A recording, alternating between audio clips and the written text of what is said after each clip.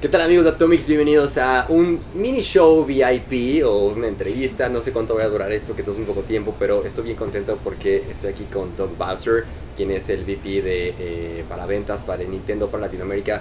Doug, thank you very much for your time, and it's thank you such for being an here. honor having you here on Atomics for a Mexican audience. So I think this is the first time that I'm going to talk with you. This is my first time. Yeah. So first of all, there's a lot of people wondering what's going on with Nintendo nowadays, because you you have a very initial successful launch with the Switch, with Nintendo Switch. So congratulations about Thank that. you. And it is said that you are going, hypothetically, to sell 18 millions on the first year.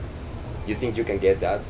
Well, that number's different than our number. What I can tell you is that in our first month globally, we sold 2.7 million. Mm-hmm. And then Mr. Kimishima, our CEO, announced during our last earnings call that we would ship another 10 million in this fiscal year. So our fiscal year ends in March of 2018. So in the first 13 months of Nintendo Switch, our number is 12.7, maybe 13 million. Mm-hmm. Okay. In that number. And what's going to happen with the 3DS? I mean, talking about the portable console, there's a little bit of concerning for people because they think that it's the end of the 3DS. Do you think that? Not at all. Not at Not at all. all. I mean, there is an install base on 3DS worldwide, 66 million units out there.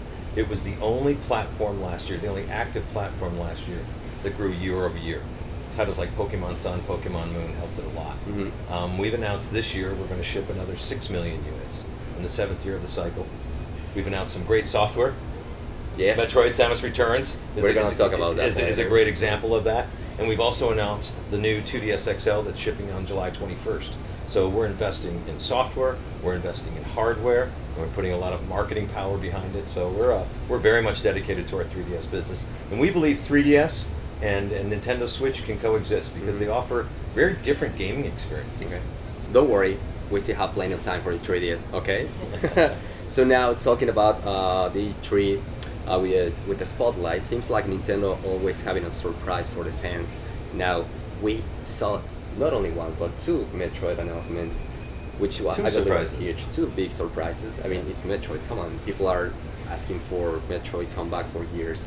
So what can you tell us about that? I mean, first of all, it's Metroid Prime 4, which is huge. But then we have the other one for 3DS, which is made by a Spanish studio, Mercury Steam. Yeah. How do you get that? I mean, Nintendo is like very conservative when they are working with external studios. Yeah, we are. Why did you manage this IP so important to Mercury Steam? Well, Mercury Steam approached us. We were looking at a possibility of remaking Samus Returns. Okay. And so we were already talking about what studio might be able to do that, whether it's internal or external. And then Mercury Steam approached us and said, we have an interest in remaking a Metroid game. And so we discussed this and offered this up. And we still have a lot of Nintendo oversight over the work that Mercury Steam is doing to ensure that the franchise is in good hands, that it's true to the Samus Returns or the Samus genre. And there's like a supervision from the supervision. Yeah, perfect. Absolutely. And it's a really cool remake. And I call it a reimagining. The map scheme's better, it's improved, and it looks great on the lower screen on the 3DS. The 3D aspect is gorgeous, absolutely beautiful. The depth, and it's a beautiful game. Okay, and what about Prime 4? I mean, how many times you've been working on it, or how many times did you try to keep the secret? Because I believe it was so hard for you guys. Well, sometimes we intentionally wanted to let our fans know this was coming because we think Metroid is going to be a great franchise to have on the Switch. Prime is obviously a game that a lot of people have been wanting to engage in. So Prime 4 is our working title. Yeah. Not a lot more to report on it outside of the tease that we gave you during the spotlight, but we're real excited to see what comes. But do you think that with the Switch is the perfect time for Nintendo to bring back those old franchises that everybody are asking for, like you're bringing back Metroid? And probably, what about F-Zero? Kid Icarus, Punch Out, even Ice Climbers. I don't know. Yeah, I mean, obviously we've got a lot of IP that we can tap into that at times we've brought to various platforms, and Nintendo Switch represents a new opportunity to do that. So we'll be looking at opportunities to bring some franchises back. We announced Kirby, we announced Yoshi, we announced obviously that there would be a Pokemon RPG game coming to Switch, along with what we talked about with Metroid Prime. But we're also really focused on introducing new IP. Splatoon 2 is a great example. Now Splatoon launched a year ago, or 2 years ago, but it's still a relatively new IP, and this next iteration I think really builds on the success of Splatoon 1. And then ARMS we talked about, it's coming this week, and we had a great tournament here. That's a new IP. So we're really trying to balance kind of utilizing the old IP, but then also introducing new IP. But it is important for Nintendo to make the fans so happy even when the game has lower sales. We try to balance that. Okay. You know, obviously we want to bring games to our fans that they enjoy, that they love, and they'll engage it. But at the same time, we need to make sure that they're good sellers too. Of course. Now, talking about your business model, we have seen that Nintendo have changed a little bit in the past, probably 2 or 3 years, because now they are focused on licensing. You know, you see clothes, you see merchandise. Now you're doing working with Universal. How was this change for Nintendo in general? Coming from Japan, of course, and then globally. I mean, this is something different, but I think at the same time, it's been helping a lot to the brand. Yeah, it's a change in business strategy that we embarked on about 2 years ago, and the idea is to just bring more smiles to the faces of our consumers through more frequent touching of Nintendo products and exposure to Nintendo products. So obviously we talked about our core business, which is our our Switch business and our 3DS business and the games there. So that's one business pillar. Another business pillar is our mobile business, and we introduced this year Matomo, Super Mario Run, and Fire Emblem, and brought that to the mobile business with more to come.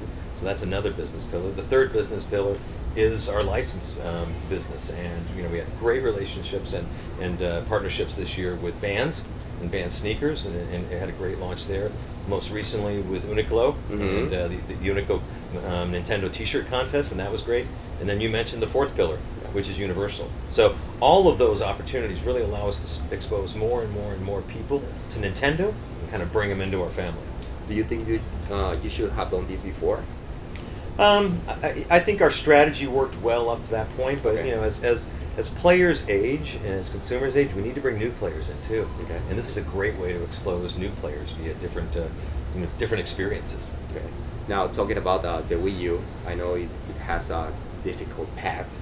So what happened? What do you think? What happened with the Wii U? What do you think it wasn't a successful console? Which I mean, it has many great titles, exclusives. Yeah. What do you think happened with the Wii U? Well, one thing Nintendo always wants to do is be different and try different ways of engaging in gameplay. And we thought the Wii U was a great idea and concept. Unfortunately, it didn't do as well as we had hoped, and that's why we're glad to see Nintendo Switch come along and take off.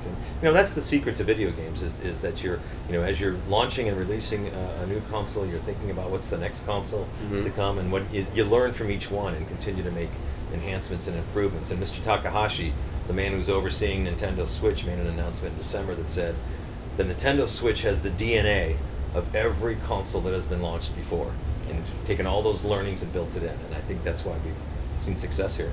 Now, I need to make this question because since I'm from Mexico City, probably you know this, Nintendo used to be a very important brand in our country, and suddenly, I don't know what happened, but it seems like we stopped from getting support from Nintendo in general, not only Latin America, but specifically Mexico. What happened? I mean, we are not, I know that we're just a small market for you, represent a really small percentage in ventas globally, but what happened? Why Nintendo haven't turned around to see what's happening in Latin America, what's going on specifically in Mexico? I mean, why we're not doing events, launching for titles? What's happening? Well, I can't speak too much to the past because I'm new in the role, but what I can tell you is I've spent time in Mexico. I lived in Mexico City for 4 years. I know. So soy en parte mexicano. Tu español es muy bueno. I can tell you that we see the opportunity in Latin America and in Mexico and beyond, and so we're working closely as a team to bring new events. We've done some great events over the last year. We're looking to make sure that you've got the product that you need, that the consumers are demanding. So we've got a lot of plans in front of us. We're excited about Mexico. Okay, cool. All right. Well, thank you very much for your time. And finally, is there any message, algún mensaje que quieras decir a la gente que te ve acerca de Nintendo? Sí, quiero decir que Hola a todos los jugadores de juegos de videos en México. Estamos aquí en E3 en Los Ángeles y espero que ustedes están muy felices con todos los juegos que anunciamos esta semana. Y muchas gracias por tu pasión de Nintendo. Muy bien, Doc, muchas gracias. Esto fue un pequeño segmento de Atomic Show VIP platicando con Doc Busser, VP de ventas para Nintendo de Latinoamérica. Doc, thank you very much. Gracias. Again. It's such a pleasure having you here on Atomics. Y nos vemos en más contenidos acá de toda la cobertura de 3. Soy Clau. Adiós.